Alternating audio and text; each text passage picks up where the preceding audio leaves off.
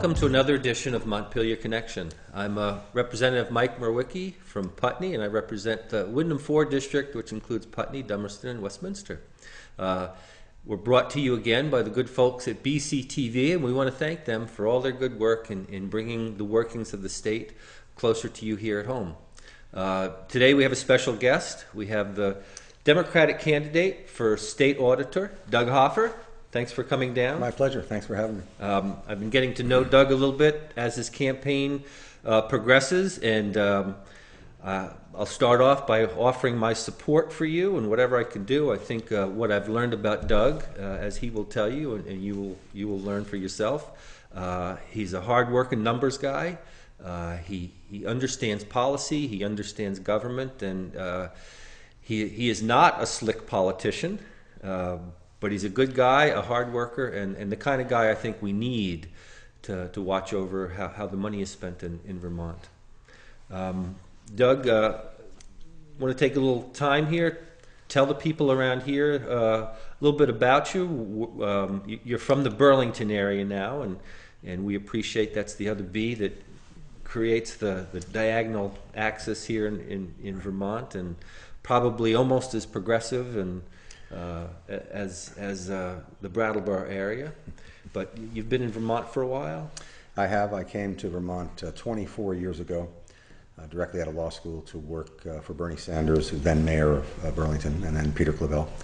And I worked in City Hall in the Community and Economic Development Office for 5 years, doing policy work for the city, and went out on my own in '93 to be an independent, self-employed policy analyst, and remarkably I've managed the last 19 years to pay the bills. And I was quite lucky when I left City Hall to get a couple of early clients that really made a big difference, I think not only for me professionally, but in some ways for the state. The first was the Peace and Justice Center, which asked me to do what was called the job gap study. And the first one introduced the concept of the livable wage. That led, thanks to the work of advocates and legislators, to several increases in the minimum wage, which is now indexed to inflation, and of course increases in the state earned income tax credit. And those two have helped thousands and thousands of low-income working people, and I'm proud of them. Vermont really is out front nationwide for the minimum wage. Yeah, it's wonderful. And it took a while. It wasn't easy. Yeah. But in addition, there was another report a few years later in that same series of the job gap study called the leaky bucket. And the leaky bucket was an effort to quantify the state's dependence on goods and services imported from outside, in many cases things that we used to produce here and could again. And that report, in a way, provided the intellectual foundation for some work that has really blossomed. And a good example is the Farm to Plate program, because one of the things I focused on in the report was food and energy. So I was very pleased with that, and I think that's made a difference. The other early contract was, in fact, with the state auditor, Ed Flanagan at the time, and I worked under contract to him for 5 years. So I have experience in the office, and it was quite coincidental and serendipitous, but around that same time in the mid-'90s, the Government Accounting Standards Board, there's a sexy group, they decided, and I think wisely, that public sector auditors should do more than just crunch the numbers and to track the money. And they understood, I think, that taxpayers have a right to know and need to know whether, in fact, the programs created by the legislature are achieving the goals intended by the legislature. And not surprisingly, outcome-based. Yeah, exactly. Performance auditing. So the legislature, for its part, isn't very good at that. You guys are part-time, as you know well, and the resources are limited for that sort of thing, although the legislature can ask for that work to be done, but it hasn't historically. So we did some of that work, and we started that work, and that was 15 years ago, and I'm pleased with that, and as it turned out, I had an aptitude for that. I went on to do some of that in my own work, particularly in regards to economic development policy and related tax policy in the state. So I like the work, and I've enjoyed it. In fact, I've worked quite a bit with my opponent, without a client, I might add, because his committee, Senate Economic Development, addressed some of these issues, and so that's how I got to know Vince. Yeah. I wonder if you could tell the viewers out there a little bit about what exactly the auditor does. And part of the reasoning that I'd like to offer that is that there are some claims coming from your opponent, and this is happening in the treasurer's race as well, which seems a little far beyond the constitutional scope of the office in and of itself. And you can make a lot of claims about what you can do in an office, but constitutionally it's impossible to go beyond the scope. So if you could just share a little bit about what the actual scope of the auditor's office is. Well, you're right. I don't think many folks know about the auditor's office, and that's understandable. But there are two core functions that take about half the budget, and they're not terribly sexy, but they're very important. One is called the single audit, which is an annual audit of the state's use of federal funds, and that's required by statute and regulation. The other is an audit of the state's financial statements, and that's important because if it's clean, it helps you with your bond rating and some other stuff. Those two right there are costing annually between $1.5 and $2 million. Yeah. That is not done by staff in the office. It is done primarily by a consulting contracting firm, a KPMG, and that's been the case for some time. And I think it makes sense, but I'd like to review that if and when I get into office. So after that, there are some other responsibilities that are in statute. For example, the auditor is responsible for auditing the sheriffs. And they do half of them one year, half the next, and it just keeps rolling through. They also are asked periodically by the legislature to do certain specific and narrow tasks if the resources are available. When that stuff is all done, there is some remaining resource that is typically in the nature of staff time and some cash, and that's when the auditor can use his or her discretion. And to his credit, Tom Salmon, the current auditor, understands the value of performance auditing, as I was discussing briefly before, and has moved the office in that direction. On the other hand, the current auditor has spent a great deal of time working with municipalities and school districts. Now, the auditor, by law, certainly and understandably and appropriately, can track state money wherever it goes, whether it's to a private sector vendor or to a town or city or to a school district. However, I think the auditor, his priorities would not be mine, I should say. And he spent a lot of time with schools, which is important, and a lot of money. However, the schools already have several layers, including the school boards, the town select boards. So it's not as if... And the voters. Yeah, it's not as if nobody's paying attention. And I'm not aware of any serious problem. In fact, the auditor, because he had a bug about this, asked all the districts and supervisory unions to report on whether there had been any embezzlement in the last 12 years. And the dollar figure was minuscule compared to the billions spent over that time. So in any case, an auditor can do that. I don't know that that's the best use of his or her time. In addition, the current auditor has used something that they call a situation report, which is not an audit or a review, and there are no standards for it in the professional guidelines. I would not do that. I would stick with audits and reviews. There have been some notable cases where some towns have experienced embezzlement, and there has been a little bit of a hue and a cry that we don't have enough safeguards. But those people have been caught. And I wonder if you could address that. And is this prevalent? And should we be worried about how our money is being watched? Well, we should always worry. There are some claims made that we're the third worst in the country. I looked into the methodology. I don't think it's all that sound. Nevertheless, we should always care. Some of these instances were small towns. One was a utility, private utility. One was the state itself. A couple of years back, you may recall, in Department of Children and Families, about $500,000 over 5 years. And that was actually in the Northeast Kingdom, wasn't it? Yeah. So, yes, we should always be concerned. However, as I said, the auditor is not the auditor of everything. The auditor is a state auditor and can follow state money. So municipalities is not directly within the auditor's purview. Nevertheless, if towns and cities, particularly small ones that don't have a lot of resources, ask for assistance in the nature of technical assistance, by all means, the auditor can and should help, perhaps in concert with the League of Cities and Towns. But the question of what to do about it is not insignificant. And in fact, my opponent, I think, recently stated that he would set up a fraud detection unit within the office. Now, that sounds good, but I would take a little bit different approach. As it happens, and this is true in all states, large agencies have internal auditors. And I'm not certain what our capacity is right now. We've lost several hundred jobs in state government over the last few years, and that's a separate subject. We don't need to talk about that. But I would want to know what the state's capacity is right now outside of the auditor's office, because those guys are sort of the first line of defense. They do risk management for, the Agency of Transportation and Human Services, the big agencies, and play a very important function. And if they do their job well, there's less for us to worry about in the auditor's office. But Oregon recently audited or reviewed the state's capacity for internal auditing and found that it had diminished. And that was a message to the legislature, hey, you need to create some more positions and pay for them. So before I come up with a solution, I just assume better understand the nature of the problem.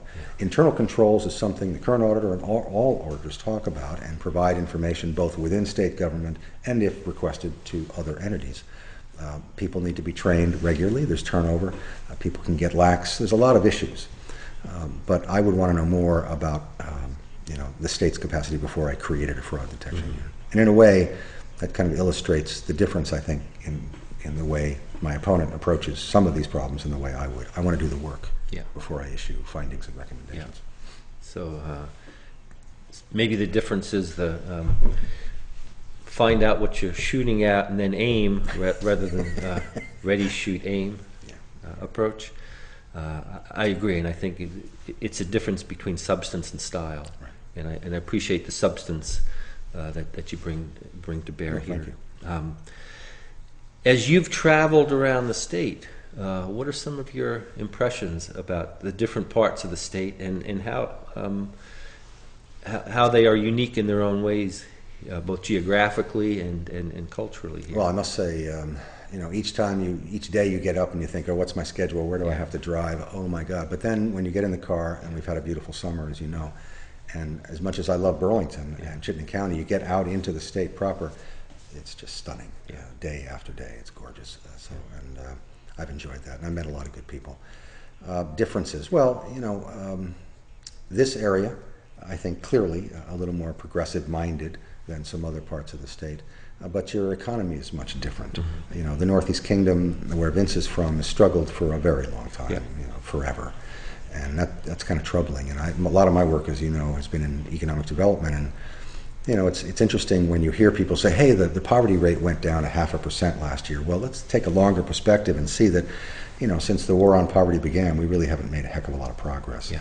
And, I know my opponent's sensitive to that. We're not talking about becoming the Secretary of the Agency of Commerce here, but that's one of the things I've noticed. Certainly, you can't miss the difference in the levels of affluence and something less than affluence around the state.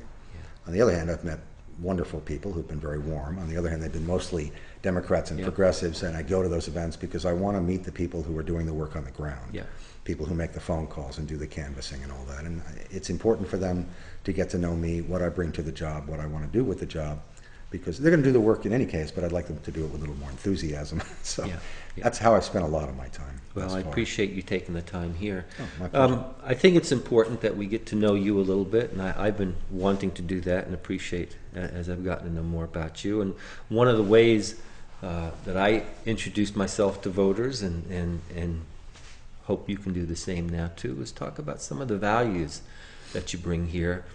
And there's some issues, I think, that illustrate that. I know for me, in terms of social justice, economic justice, these have been important for me. These are the values that guide the decisions. I know for myself and for many people around here, one of the social justice issues that's been paramount, and we're pleased to have progressed as much as we had, has been in equal rights. For marriage. Absolutely. We started with civil unions. And that was the price paid by some good people. That's right. A lot of people, I know I work in human services and I work on the Committee for Human Services. And as a former representative from the Northeast Kingdom, Barbara Postman, who made a vote of conscience. She pretty much knew she was going to lose her seat if she voted for civil unions. And she did. Your view on civil unions? Well, I'm glad it happened. We could have gotten to marriage equality sooner. Nevertheless, it was a transition, and these things take time. I got to know Barbara, as a matter of fact, and have great respect for her because she was one of the handful of people who were most instrumental in pushing the livable wage, and was the chair of a summer study committee in '99, and I was on the technical advisory crew for that. So I have great respect for Barbara and like her. It's interesting that my opponent did not support marriage equality, and I don't know whether that reflected his concern about his constituents, which may well be. I don't know what his personal views are, but I don't think he did. But you know, it's a long time coming. Yeah. You know, you and I grew up in an era, you're probably not as old as I am, but we grew up in an era when there was another civil rights issue, Yeah. and this one, it took time to get here, Yeah. but, and we're not done yet. No. There's a lot more to do, but thank goodness we've come No, as far as we have. there's DOMA, and then that's bringing us to that next step, marriage equality. Right. We have that in Vermont. We're hoping to do away with DOMA on a national level and hope enough states can move forward with marriage equality. Your thoughts on that?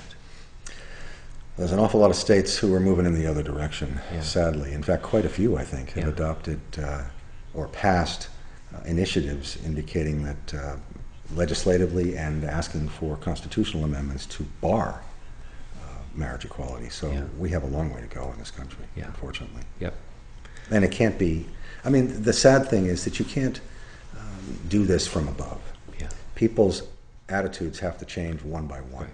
You mentioned can't civil impose it rights on them. before, and similarly, I believe the Civil Rights Act of 1964 was landmark legislation.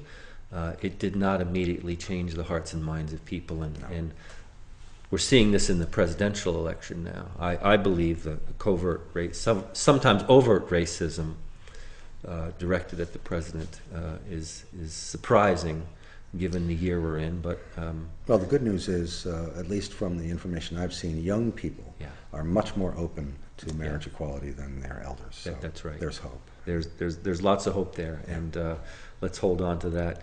Again, a difference in you and your opponent. He did not vote for marriage equality, and for many of us, it was an easy vote. For some people, it was a vote of conscience that they knew they would pay a price for. Luckily, there weren't as much. Wasn't as much as many people losing their seats over that, and moving forward on that.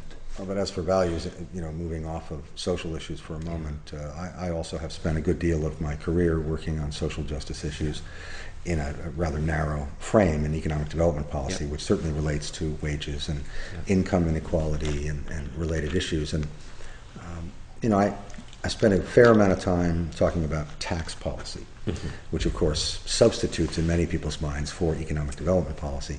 And in fact, had a little fun 2 years ago during the campaign calling out Brian Doobie, and got some press for that. It was fun because he, you know, uttered the usual mantra about our high tax burden, and it was inaccurate.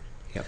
And I had some fun. But, you know, there too, there is a difference, and obviously he's entitled to take whatever position he feels appropriate. But my opponent, interestingly, this year proposed the reinstatement of the 40% capital gains exclusion, which I fought against, and you know, we did move off the dime on that, but you know, it cost the state for those 5 or 6 years when it was there about $150 million in lost revenue, and I don't think there's any evidence that it created any jobs whatsoever. So nationwide, I would say that as well. Yeah.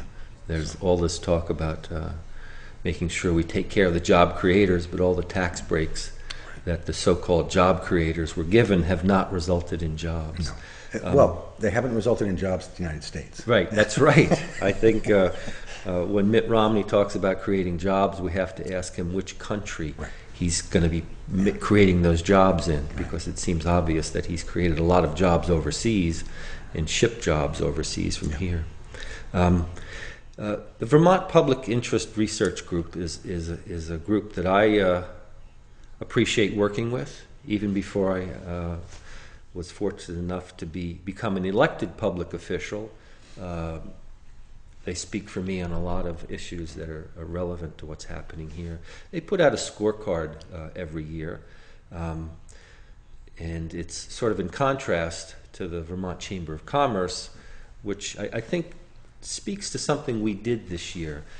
In the past, gross domestic product was pretty much how much money you're making or how much money are you losing. And something we did in the legislature this year was start to move in a different direction, which is gross GPI? The GPI, yeah. Right. It started, I think Maryland is already doing it. Yeah. I think Anthony Polina Yeah. Was the Yeah. primary, probably not the only sponsor, but I was very pleased that he got it through. A little surprised. Yeah. The Gund Institute is working on it now at That's UVM right. on the externalities piece. Yeah. It's a different way of measuring the well-being of Right. the society, and because there are some well-known shortcomings in a number of the traditional measures, like GDP. There's a whole cash economy that is not included in GDP, and furthermore, if you spend $50 million fixing a Superfund site, that's counted as a good thing, and all you're doing is getting back to where you started. And it doesn't count disamenities like people sitting in their cars in traffic, and it doesn't count air pollution. I mean, there's a lot of things. So GPI is a step in the right direction. Yeah. And what that does is it gives a more full look at quality of life issues, Absolutely. environmental issues, and that's what I appreciate with what VPIRG is doing, looking at healthcare, environment, election, the popular vote. If you go to the VPIRG website, you can look at the legislative scorecard that each of us have, and I was fortunate enough, I think like most of the Windham County legislators, to score 100. Here. Now your opponent scored 30%. To me, I think it holds up the difference in values of what we're talking about. Now I know he's about as, I consider him about as slick a politician as there is out there right now. He's a great talker. He knows how to schmooze with the best of them. But I think it's important that people look at the issues behind what we're really talking about. And if you go on the VPIRG website, you'll look at the 10 issues they look at. Included in one of them is something I think many people are not aware of, because this is an issue where I think he's tried to have it on both ways. But he led the charge to try and delay health care reform.